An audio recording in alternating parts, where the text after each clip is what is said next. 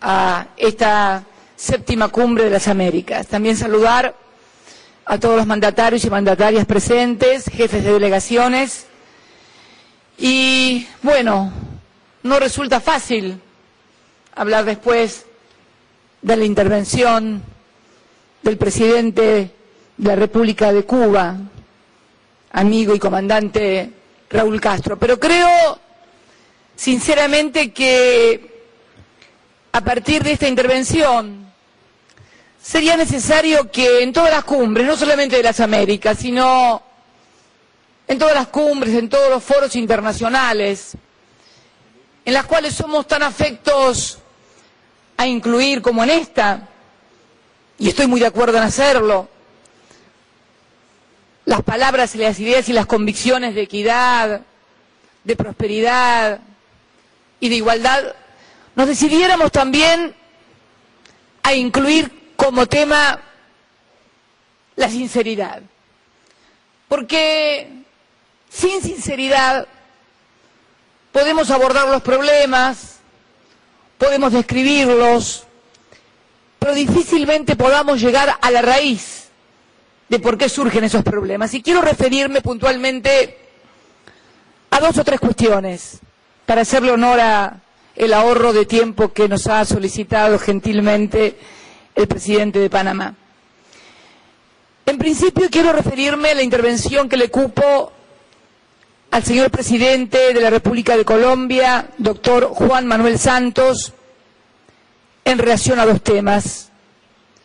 Uno de carácter global y que nos preocupa a todos, pero que además de preocuparnos debe ocuparnos en señalar las causas, las consecuencias y cómo combatir el problema del narcotráfico, porque la droga y el narcotráfico puede convertir a estados de esta región en estados fallidos. Hablaba Juan Manuel del combate contra la droga, algo en que todos estamos comprometidos.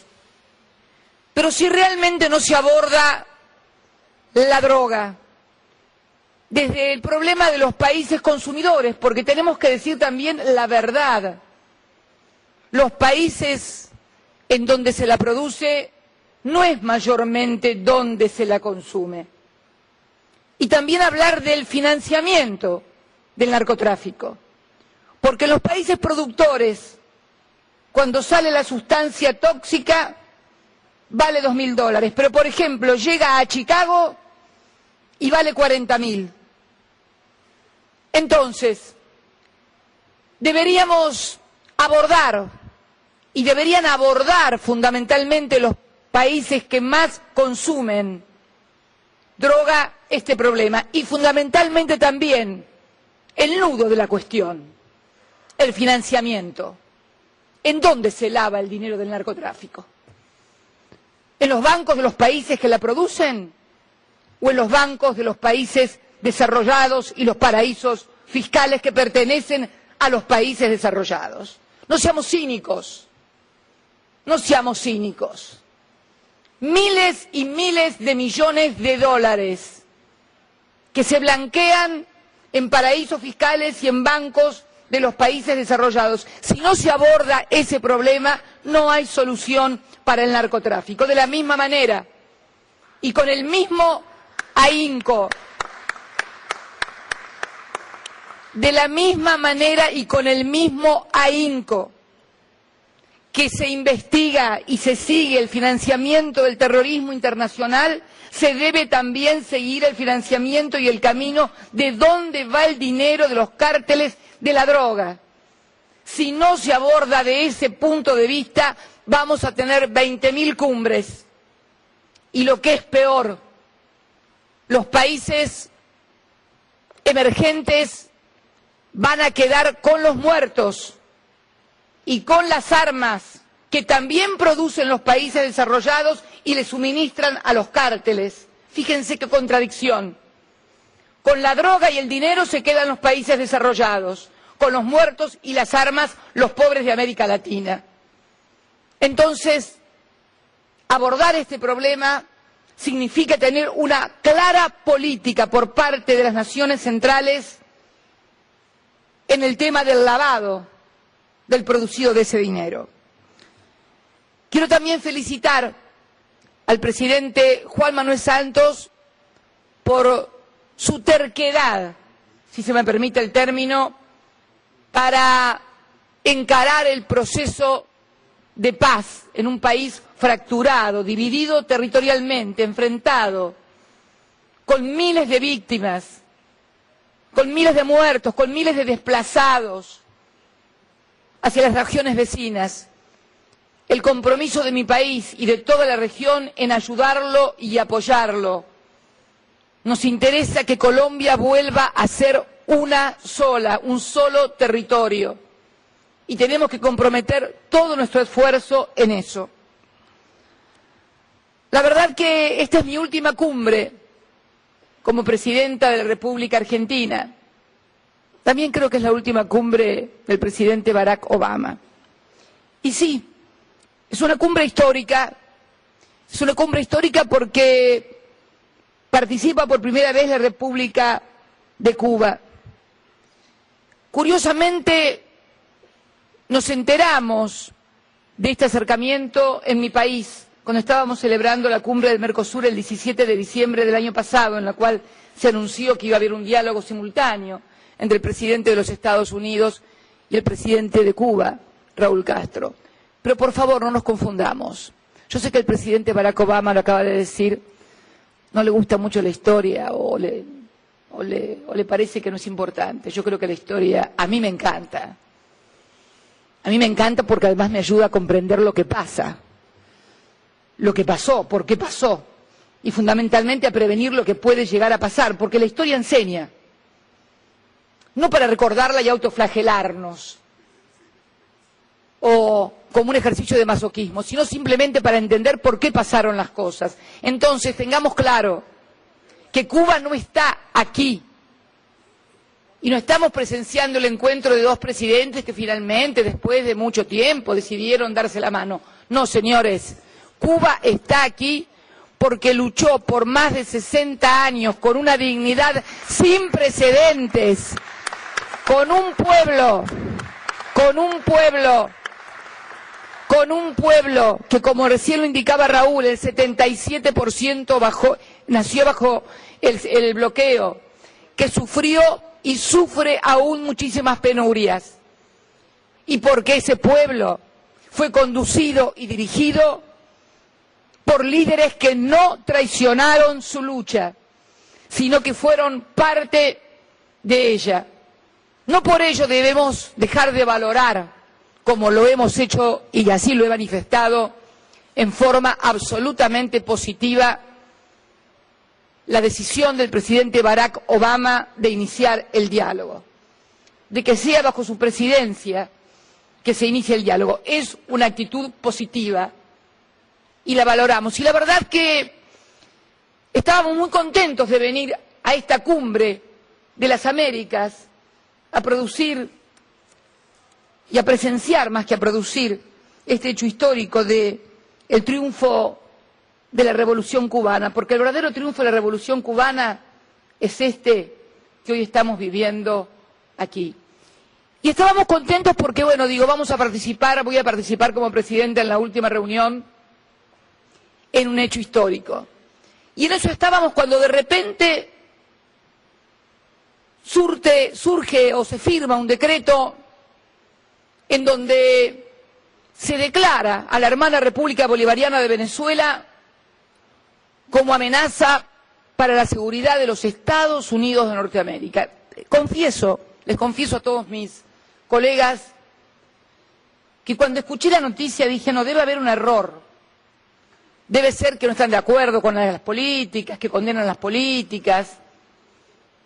Y no, me trajeron la orden. Una amenaza para la seguridad de los Estados Unidos. Y la verdad que no me surgió una respuesta de carácter flamígero, antiimperialista.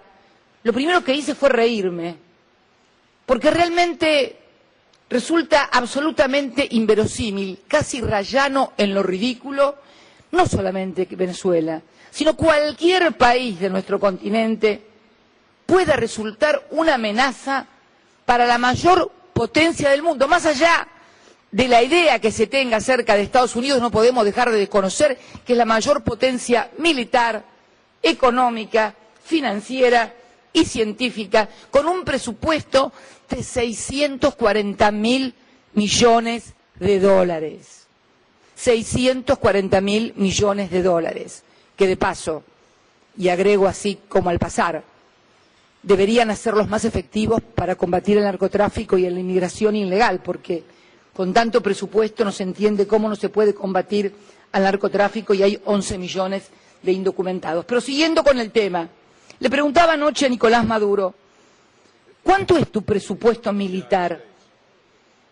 Y creo que me dijo 1.000 millones, 2.000 millones de dólares, un poquito más. ¿Cómo puede entonces concebirse que la mayor potencia del mundo pueda considerar una amenaza a la República Bolivariana de Venezuela? Es más, escuchaba el discurso o las explicaciones del presidente Barack Obama a sus propios compatriotas, luego de firmar el día 2 de abril el acuerdo con Irán acerca de la materia nuclear, conjuntamente con los otros integrantes del Consejo de Seguridad más Alemania, explicarle a sus propios compatriotas que debían sentirse seguros porque Estados Unidos era el país más poderoso del mundo y que Irán apenas contaba con un presupuesto de 30.000 millones de dólares, mientras que Estados Unidos contaba con un presupuesto de más de 600.000 millones de dólares. Es una sinrazón y es realmente una pena. Presidente Obama, no sé si estará presente o se habrá retirado, no alcanzo a ver, tendría que ponerme los anteojos si no tengo ganas. No está, no importa, alguien se lo contará.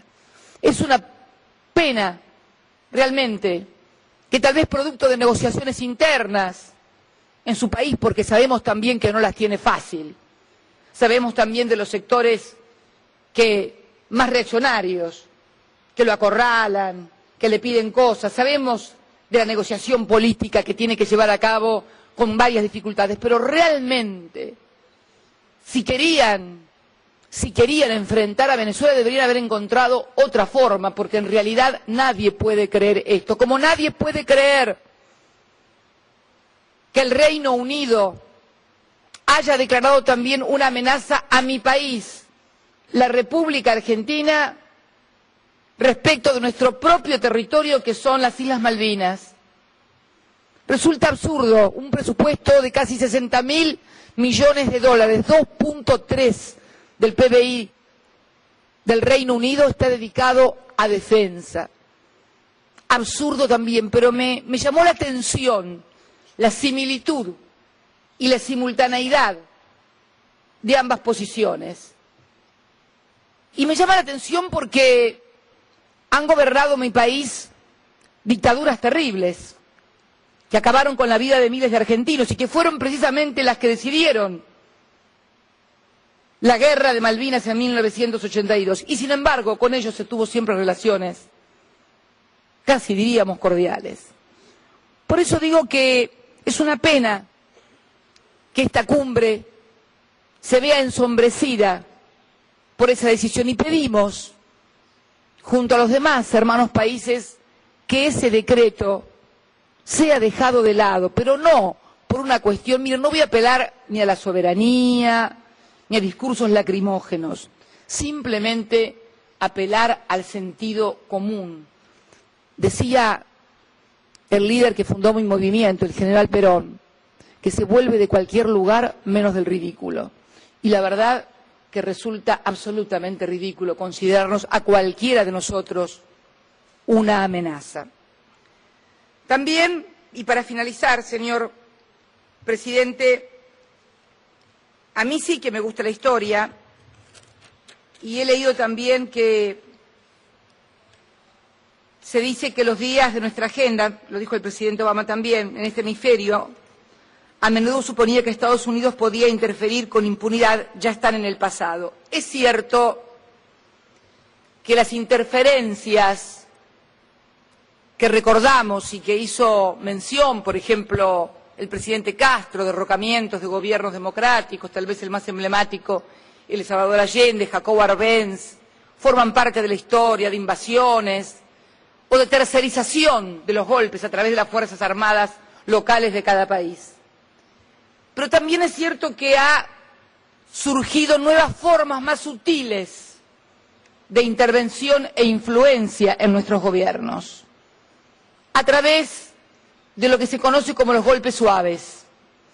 Golpes suaves donde se utilizan medios masivos de comunicación multinacionales, denuncias falsas, asociaciones caprichosas de estados con otros estados para hacer no sé qué cosas y qué conspiraciones.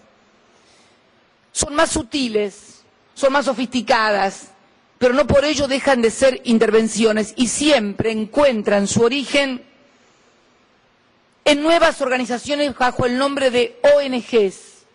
El otro día lo leí en un artículo muy interesante en un diario de México. ONGs que siempre luchan o por la libertad o por los derechos humanos o por todas las cosas loables que todos compartimos, que nunca se sabe de dónde se financian, que siempre están dispuestas a hacer las denuncias más esotéricas, que nunca pueden comprobarlas, pero que apuntan claramente a la desestabilización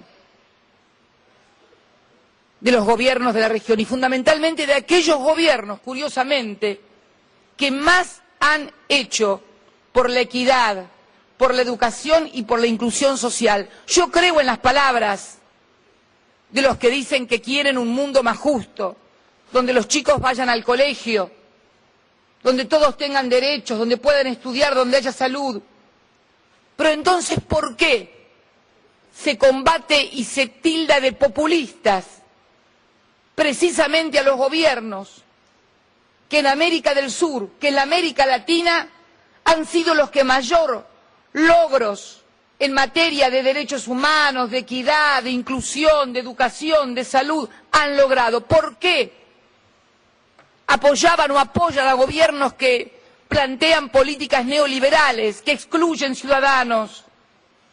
¿Y por qué combaten a los gobiernos que por allí pueden tener diferencias, y es lógico que las haya, pero que podemos mostrar certificado y haber sido en esta década los que más compatriotas hemos incluido y le hemos robado al hambre, a la miseria y a la pobreza? Por eso digo, para finalizar, señor presidente, y no extenderme, que es necesario que luego cuando hablemos a solas los mandatarios, lo hagamos con absoluta sinceridad. Todos sabemos que cuando hablamos de los grandes países dominantes en la región, cuando decimos Estados Unidos, no estamos hablando únicamente del poder ejecutivo, estamos hablando de un montón de factores de poder, porque las propias conformaciones de las potencias van generando poderes que se van autonomizando del poder político electo por los pueblos y que muchas veces enfrentan a ese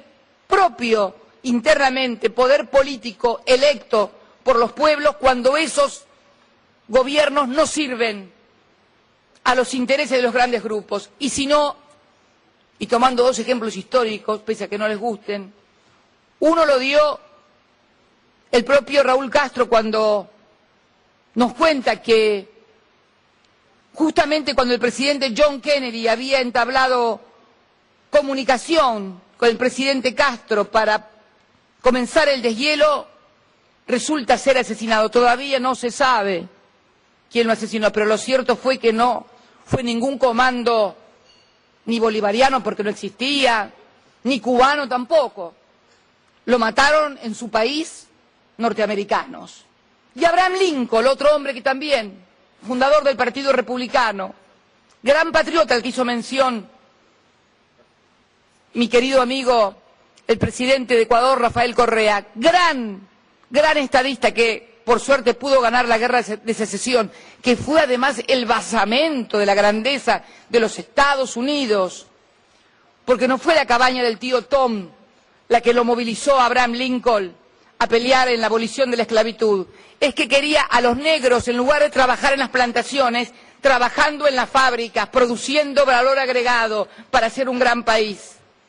Entonces la historia es importante para entender por qué países han surgido de una manera. Alguien lo preguntaba también, ¿cuál ha sido la diferencia? Correa, creo. ¿Por qué si nacimos todos al mismo tiempo o casi simultáneamente nuestros derechos de independencia, algunos todavía seguimos siendo países emergentes y otros como Estados Unidos han tenido la suerte de ser una gran potencia, la más grande del mundo?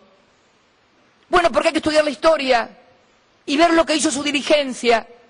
Su dirigencia no fueron las élites que gobernaron nuestros países y que miraban a Europa o al norte para ver qué mandato les daban. Al contrario, fueron verdaderos patriotas, como Lincoln, como Jefferson, como Franklin. Entonces la historia es importante porque la historia nos explica por qué unos somos una cosa y otros son otra, porque todo tiene que ver con todo. Por eso, señor presidente de Panamá, quiero agradecerle profundamente esta reunión, la cordialidad. También quiero, para finalizar, extender una fraternal saludo, apoyo al desastre natural que está viviendo la hermana República de Chile y a su presidenta, mi querida amiga y compañera Michelle Bachelet. Y decirles a todos que es necesario, sinceramente, abordar con mucha sinceridad los problemas que tenemos. No le tengamos miedo a la historia, no le tengamos miedo a las ideologías, al contrario, miren lo que ha pasado después de que decretaron el fin de las ideologías, aparecieron los fundamentalistas, que son el verdadero problema que hoy tiene la seguridad y la paz en el mundo. Mucho más problemático que las ideas, porque las ideas se pueden combatir con otra idea, pero cuando alguien te dice que mata en nombre de Dios, es mucho más difícil dar la pelea y el combate. Por eso no reneguemos de las ideologías. Fueron las que generaron la civilización del siglo XX, las que permitieron los sólidos fundamentos del adelanto científico que va a caracterizar el siglo XXI.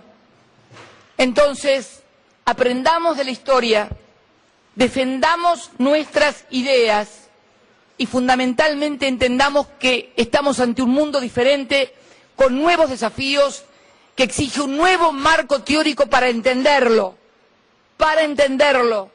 Si no lo entendemos, difícilmente podamos abordar los verdaderos problemas y los verdaderos peligros. Muchas gracias y muy buenos días a todos.